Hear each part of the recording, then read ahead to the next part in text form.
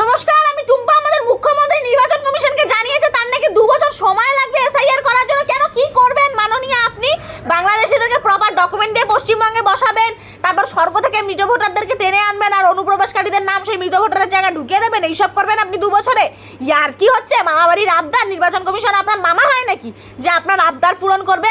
ভারতের সংবিধান অনুসারে অনুচ্ছেদ 324 স্পষ্ট বলে যে নির্বাচন কমিশন যখন চাইবে সে কেন্দ্র রাজ্যের কোনো পারমিশন ছাড়া ভোটার তালিকা সংশোধন করতে পারে, ভোটার তালিকা থেকে ভুয়ো নাম কাটতে পারে, এমনকি পরিষ্কার করতে পারে ভোটার তালিকা। তাতে কারো কোনো পারমিশন নিতে হবে না। সেই ক্ষমতাটা সংবিধান দেয় নির্বাচন কমিশনকে।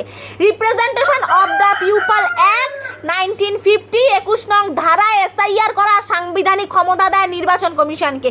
আপনি মূর্খের স্বর্গ থেকে বেরিয়ে আসুন মাননীয়া।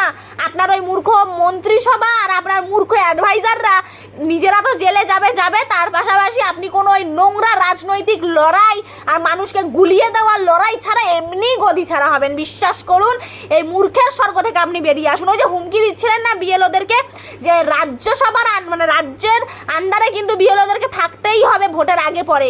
মনে রাখবেন মাননীয়া, ওই আপনি আর আপনার ভাইপো বয়ে গিয়ে সরকারি চাকরি বিএলওদেরকে দিয়ে আসেননি, কিংবা কোনো সরকারি কর্মচারীদেরকে দিয়ে আসেননি।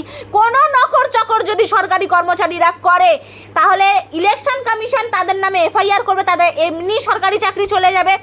তারপর তার নামে এফআইআর করার কারণে সে কোনো পেনশন পাবে না, এমনকি জেলের ঘানিটাও টানতে হবে। তার জীবন বরবাদ। আর জীবনে সরকারি চাকরি পাওয়ার আশা করে তো লাভই নেই। তারপর এটা আবার পশ্চিমবঙ্গ, তারপর মমতা বন্দ্যোপাধ্যায়ের রাজত্ব।